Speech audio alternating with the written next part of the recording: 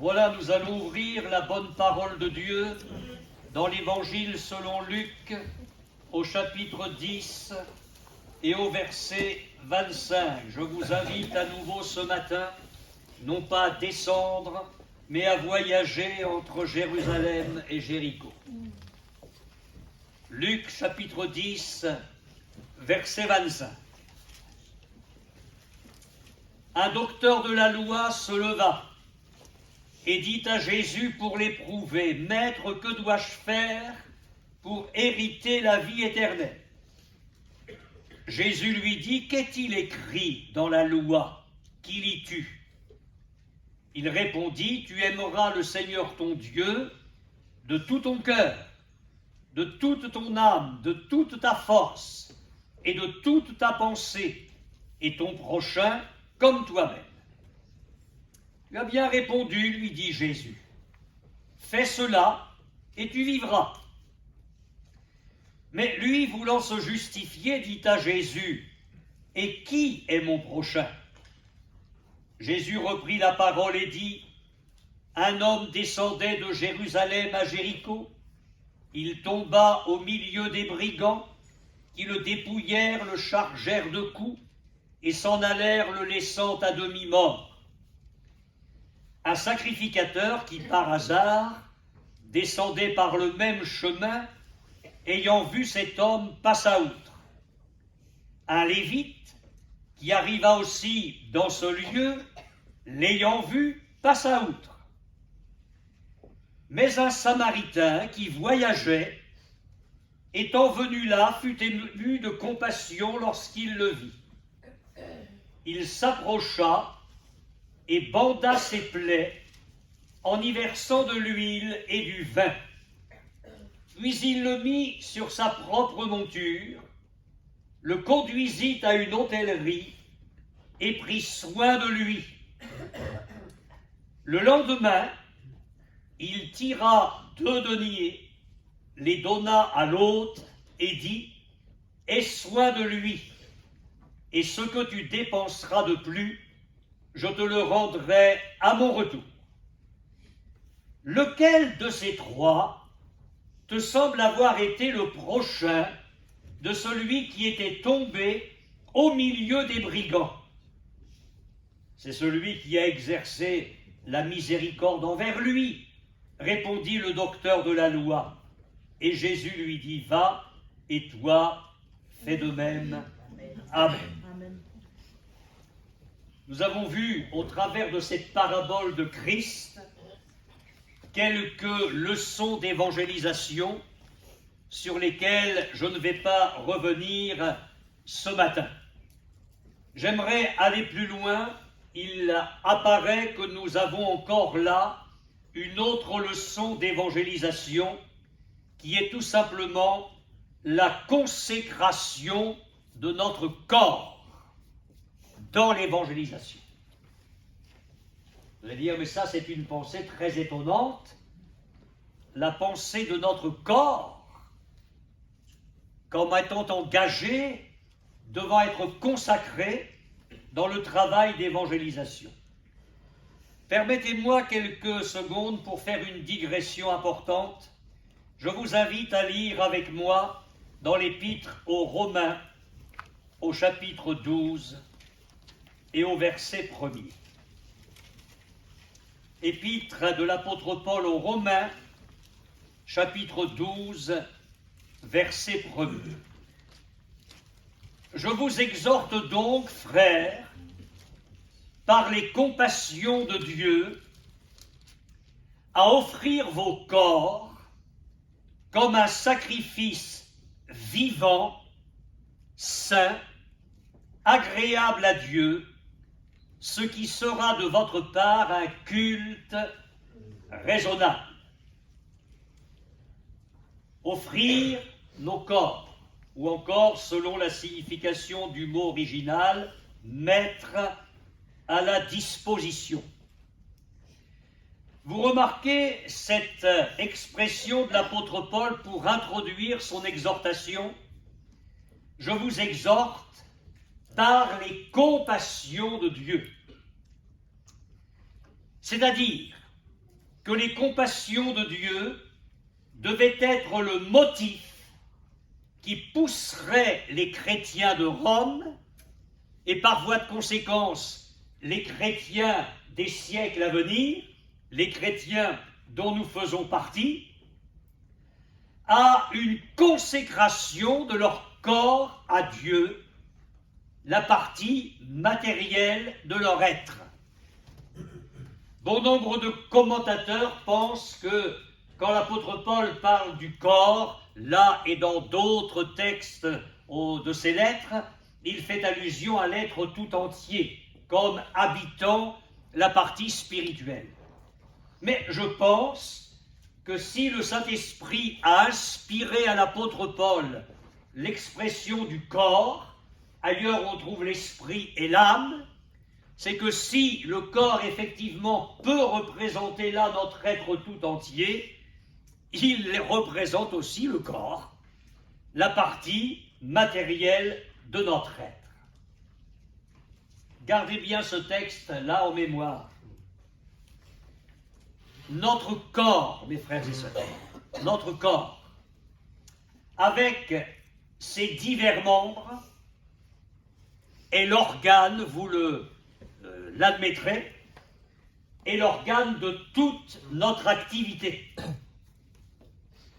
Et si c'est vrai pour les choses ordinaires de la vie, alors c'est vrai pour être au service de Dieu et être le prochain d'autrui, au moyen de notre corps.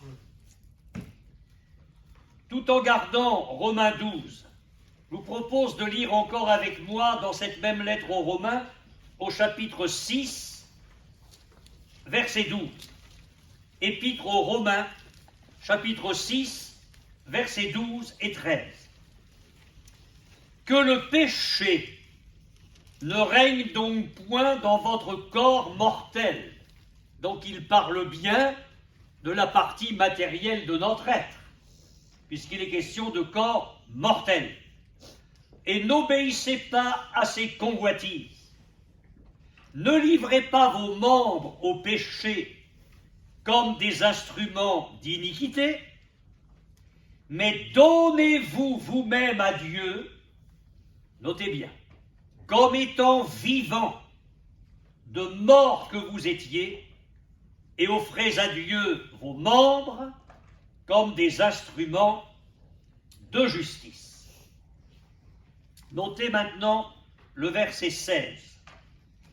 Ne savez-vous pas qu'en vous livrant à quelqu'un comme esclave pour lui obéir, vous êtes esclave de celui à qui vous obéissez, soit du péché qui conduit à la mort, soit de l'obéissance qui conduit à la justice. Verset 19. Je parle à la manière des hommes, à cause de la faiblesse de votre chair. De même que vous avez livré vos membres comme esclaves à l'impureté et à l'iniquité, pour arriver à l'iniquité. Ainsi maintenant, livrez vos membres comme esclaves à la justice, pour arriver à la sainteté. Je continue dans cette petite voie de traverse. Écoutez-moi bien maintenant. Tous les sacrifices de l'ancienne alliance étaient des sacrifices morts.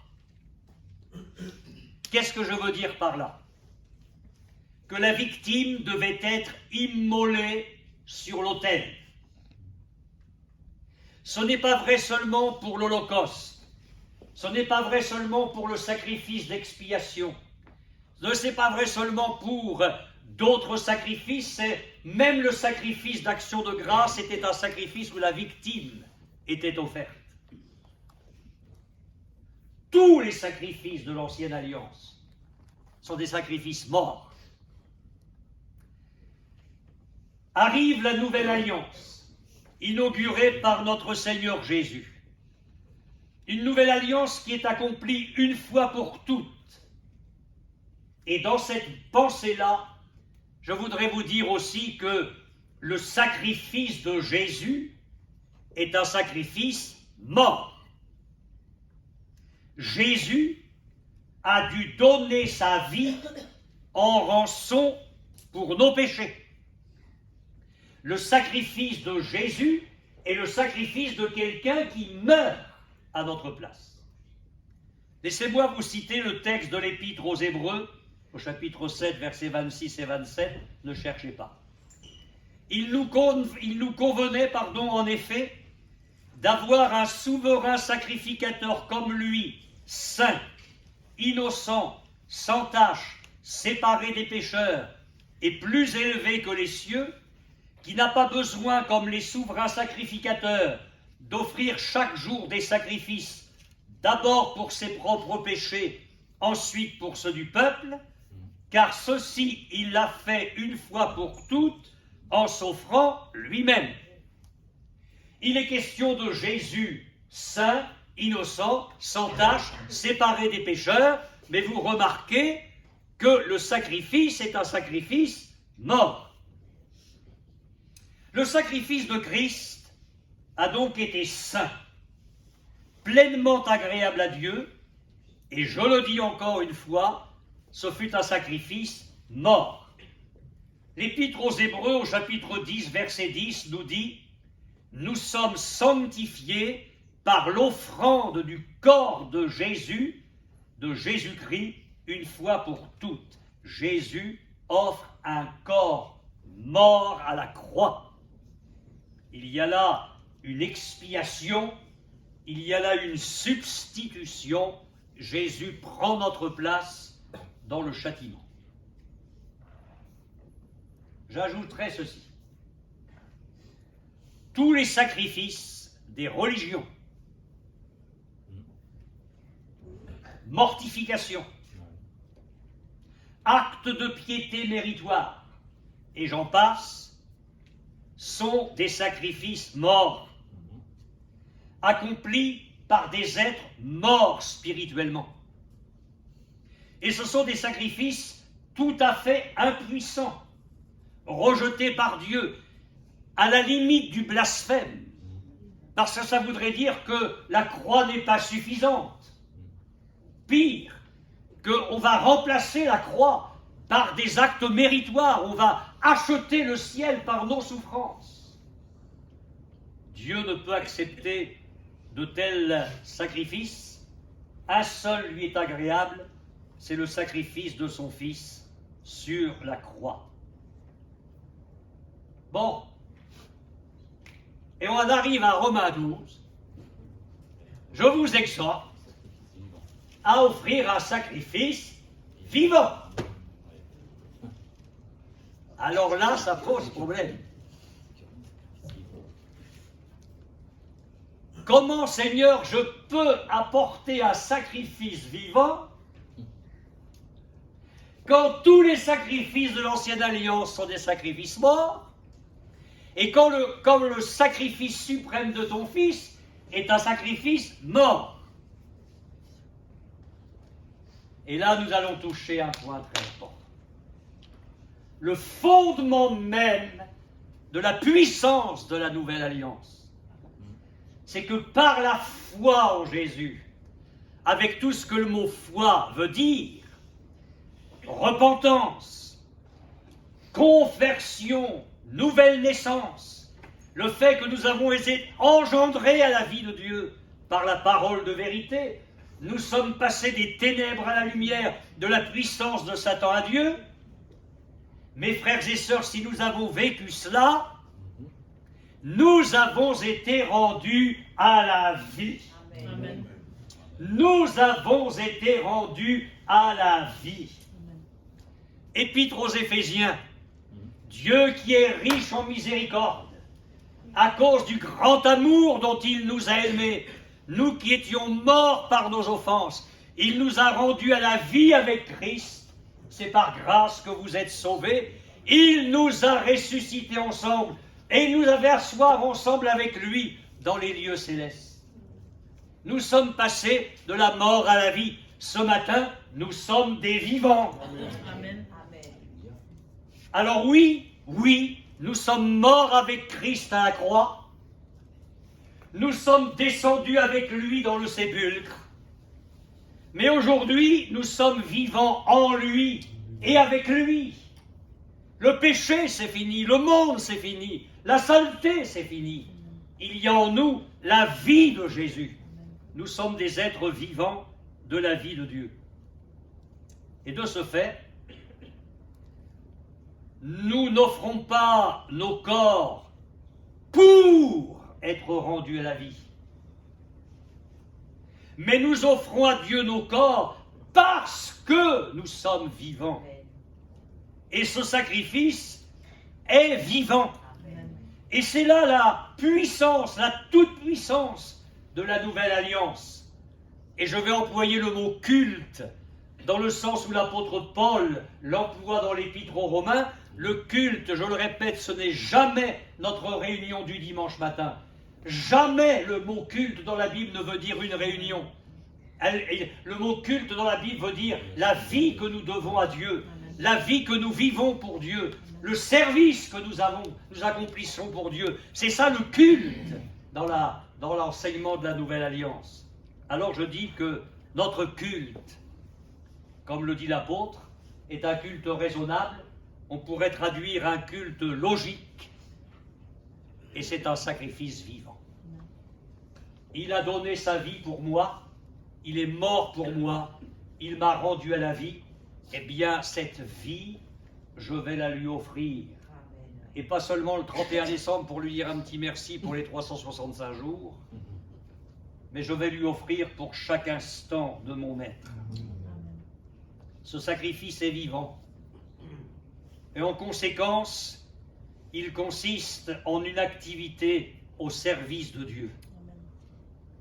Je le dis au passage, il est temps que nos églises manifestent la vraie vie de résurrection en Christ par un service qui va porter le sceau d'une entière consécration à Dieu. Rassurez-vous, je n'ai pas perdu de vue le Samaritain, on le retrouve sur le chemin. Parce que cet homme va se rendre le prochain du blessé avec son corps. Et vous allez remarquer comme son corps est engagé dans le secours qu'il apporte à celui qui était tombé au milieu des brigands. Ses yeux, nous en avons parlé dimanche dernier, il est dit, et c'est Jésus qui parle, lorsqu'il le vit. Là, ce n'est pas son âme, là, c'est bien son corps. Et nous avons parlé de la nécessité, de la qualité du regard. Apprendre à voir les gens avec les yeux de Christ. Maintenant, ses pieds. Lorsqu'il y a eu la qualité du regard, il y a eu la qualité du sentiment. C'était le message de dimanche dernier. Il a été ému aux entrailles, mais il n'en est pas resté là. Jésus dit, il s'approcha. Et on ne va pas spiritualiser tout, là. Il s'est approché au moyen de ses pieds.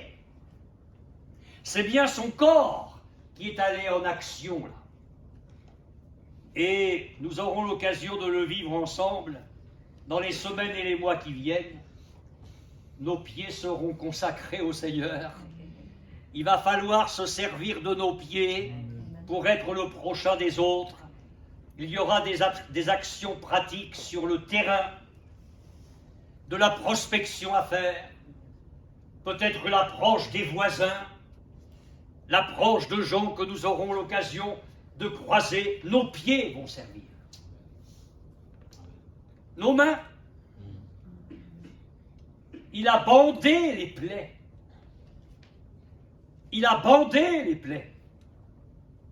Et il y aura diverses actions très pratiques dans l'évangélisation où nous nous servirons de nos mains, ses bras et sa force. Jésus dit qu'il a mis le blessé du chemin sur sa propre monture. Écoutez, c'était un homme laissé à demi-mort. Il lui a pas dit, écoute, tiens, regarde, allez hop, tu montes là-dessus, on s'en va. Non, non, non, j'imagine très facilement que le Samaritain a pris le blessé. Comment voulez-vous que ce soit autrement que ça? Il l'a pris et il l'a placé sur sa propre monture. Autrement dit, ses bras et sa force se sont mis en action. Vous le savez, il y a eu dans la deuxième moitié du siècle dernier un réveil magnifique en Afrique du Sud. Et il s'est répandu partout dans la contrée qu'il y avait des guérisons, des miracles extraordinaires. Et dans un village à 250 km de la mission, 250 km, il y avait une femme entièrement paralysée. Mais on a su que Jésus faisait des miracles là-bas. Et vous savez ce qui s'est fait? On a mis cette femme dans une brouette, parce qu'il n'y avait pas autre chose. Et on s'est relayé de village en village, 250 km, de village en village, la femme paralysée dans la brouette, pour l'amener jusqu'à la Réunion. Et vous savez quoi?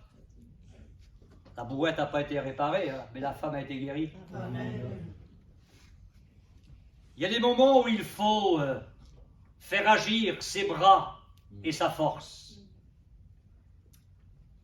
Si on faisait un petit tour en arrière, avant de donner notre vie à Jésus-Christ, nos membres n'étaient-ils pas au service du péché, comme on vient de le lire dans l'Épître aux Romains? Mes frères et sœurs, que regardaient nos yeux? Que lisaient nos yeux? Dans quel lieu nos pieds nous portaient-ils? Et nos mains? Pour certains, elle apportait la cigarette à la bouche. Pour d'autres, les mains apportaient la drogue à la bouche. Ou le verre d'alcool. Enfin, on va dire la bouteille, quoi, carrément. Nos mains volaient. Et j'en passe. Nos bras, nos forces. J'ai entendu des témoignages magnifiques d'hommes qui se livraient à de véritables bagarres. J'ai entendu le témoignage de serviteurs de Dieu, des hommes qui sont devenus des serviteurs de Dieu, qui autrefois, à la sortie d'un bar, ça allait jusqu'au couteau. Ils s'entretuaient. Quel bonheur de voir que, quand la grâce agit, les corps sont sanctifiés. Amen. Les membres sont sanctifiés. Amen. Et ce qui servait autrefois au péché est maintenant consacré au Seigneur. Alors si vous le voulez bien, nous allons apprendre à consacrer notre corps pour l'évangélisation. Amen. Vous êtes d'accord avec ça? Amen. Mais oui. Et enfin, c'est la dernière chose, la consécration de nos biens. Continuez à sourire. Parce que nous pourrions être tentés de spiritualiser certains points de cette parabole, ça nous arrangerait bien. Il y a des paraboles où Jésus a spiritualisé les choses. Par exemple, la parabole du semeur. Bon, le semeur, il dit que c'est le Fils de l'homme. Donc on n'a pas affaire à un semeur. Il dit que la semence, c'est la parole de Dieu, donc ce n'est pas une semence, c'est spirituel. Et puis, on sait bien que les différents terrains, le chemin, les épines, les pierres, puis la bonne terre, c'est le cœur humain, les différents états du cœur humain. Donc là, on est dans la spiritualisation de l'image. Mais là, il n'y en a pas. On reste dans les choses tout à fait très concrètes. Pourquoi est-ce que Jésus n'a pas spiritualisé la parabole? Tout simplement parce que son but était tout autre. Le but de Jésus ici, c'est de nous amener à prendre conscience de notre responsabilité comme étant le prochain d'autrui. Vous allez dire, mais monsieur Balière, là, dans consacrer nos biens, c'est... Ah oui, il y a 5 choses. 5 que le Samaritain a consacrées pour le blessé. La première chose, c'est qu'il avait du linge. Bah oui. Puisqu'il a fait un bandage des plaies. Alors je ne sais pas comment il a fait, est-ce qu'il a déchiré un vêtement qu'il avait? Est-ce qu'il avait un petit peu de linge avec lui? J'en sais rien. Mais là, on ne va pas spiritualiser. Il y a là un blessé, et le Samaritain a de quoi bander les plaies. Il a du linge. Et puis, en deuxième et troisième position, il dispose d'huile et de vin. Alors, je sais que ça nous arrangerait bien de dire, bah oui, l'huile, peut-être, symbole du Saint-Esprit. Arrêtez avec ça. Pas ici, pas ici. Non, non, non, non. Ici, on ne spiritualise rien. Il a de l'huile et du vin. Alors, il faut savoir qu'un mélange d'huile d'olive et de vin est un remède fréquemment employé en Orient pour purifier et adoucir les plaies. Donc, il a du linge, il a de l'huile, il a du vin. Et il a un moyen de locomotion. Bah, il n'avait pas un cheval, hein, je pensais, à l'époque, c'est pas ce genre de personne qui avait un cheval, je pense qu'il avait tout simplement un âne. Pourquoi est-ce que je dis qu'il avait un moyen de locomotion? C'est qu'il a mis le blessé sur sa monture. Et c'est lui qui a conduit, hein, il le conduisit, il valait mieux d'ailleurs, que ce soit lui qui conduise. Bon, vous n'êtes pas venu avec un âne ce matin, mais avec 2, 4, 6 chevaux, ou plus. Et il va falloir que nos voitures, nos montures, servent à amener les blessés aux réunions. Là, il faut un équilibre.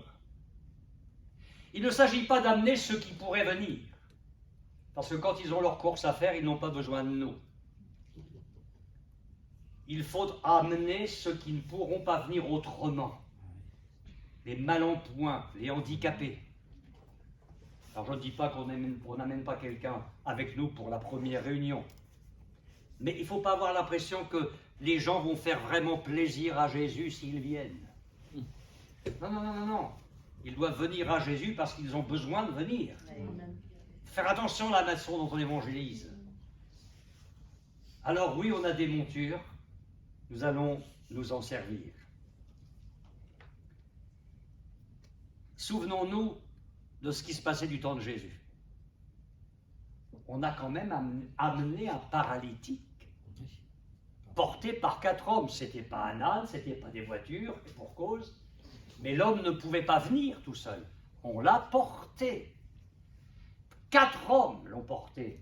Et un groupe de personnes encore avec. Et comme la salle de réunion était pleine à craquer, qu'on n'a pas pu rentrer, je ne sais pas comment on a fait, mais on a monté le gars sur le toit, on a découvert une partie du toit pour descendre le paralytique juste devant Jésus. J'aime tous ces textes où il nous est dit qu'on amenait les malades à Jésus. Alors peut-être tout simplement on leur parlait de Jésus, puis on les accompagnait, pour certains. Mais je ne pense pas pour tous. Il fallait bien que les aveugles soient guidés. Il fallait bien que les paralytiques, les boiteux, soient aidés. Oui, je pense que là, nous avons une leçon pour amener la consécration de nos biens pour l'évangélisation.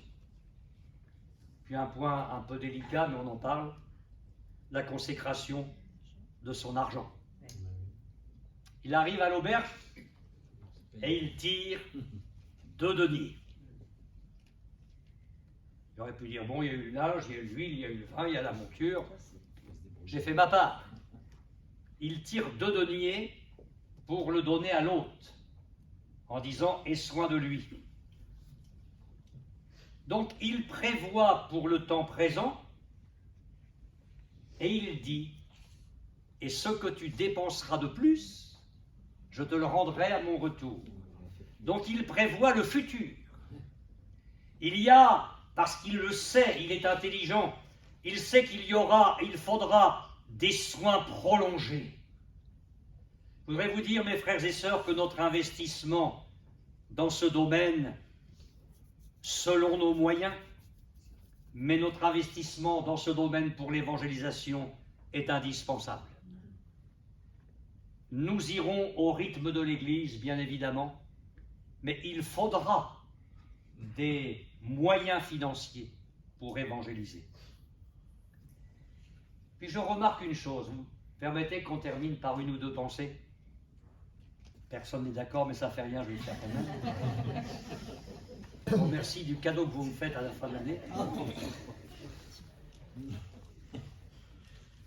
Le Samaritain est resté à l'auberge avec le blessé. Ce n'est que le matin qu'il a dit ce que tu dépenseras de plus.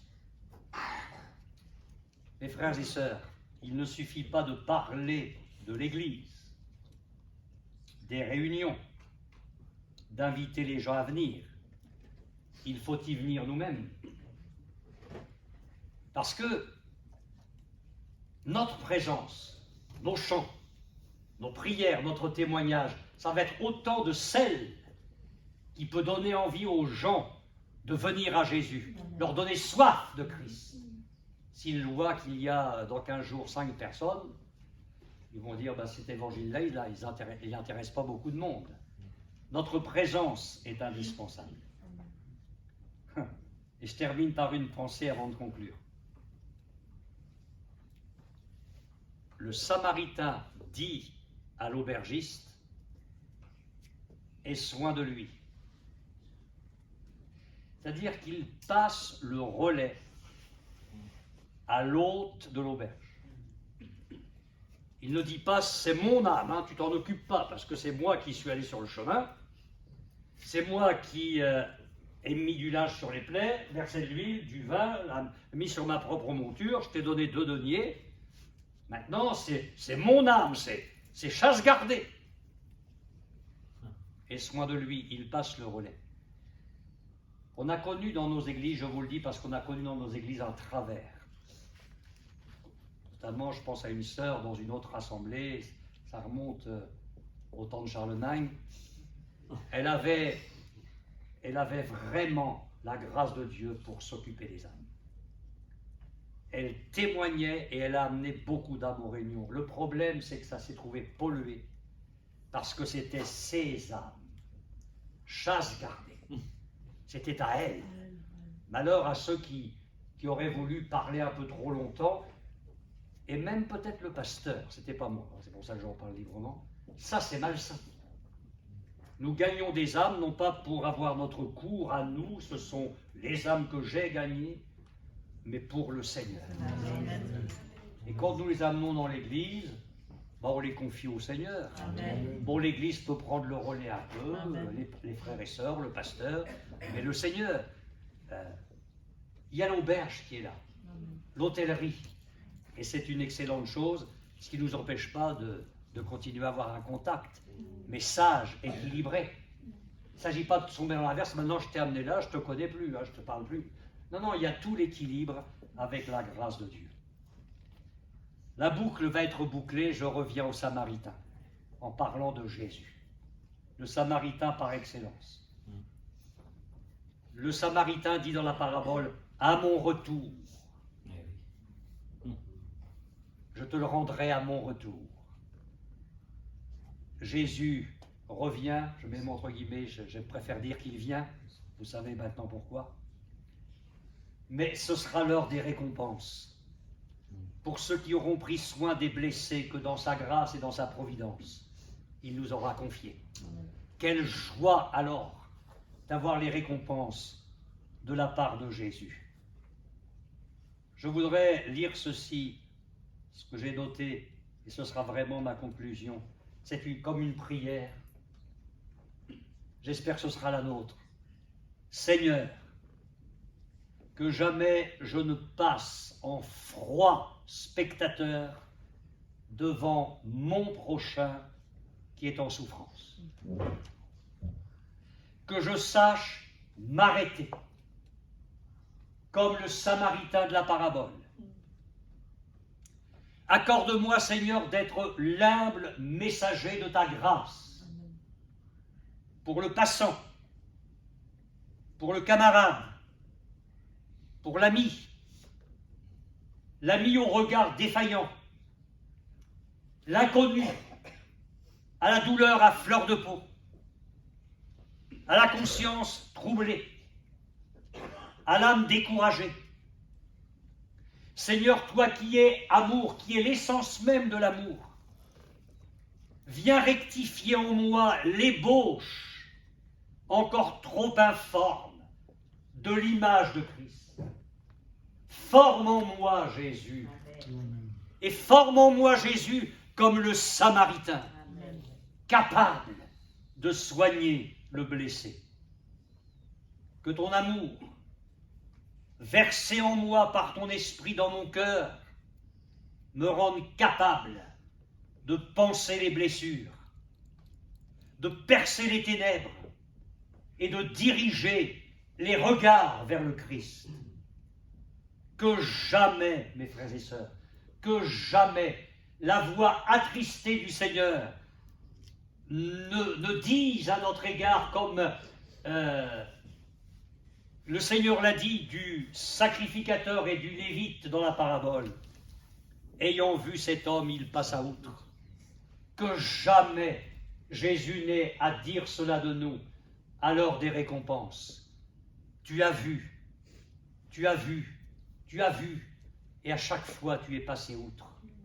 Que le Seigneur nous donne un réel esprit d'évangélisation et que ce que nous allons enclencher dans 15 jours soit quelque chose de passionnant ensemble. Où nous aurons besoin de persévérer, il y aura des bons, des mauvais moments, des moments d'encouragement, des moments où on aura besoin de se fortifier, mais je crois dans la grâce de Dieu. Amen. Nous allons prier le Seigneur de tout notre cœur.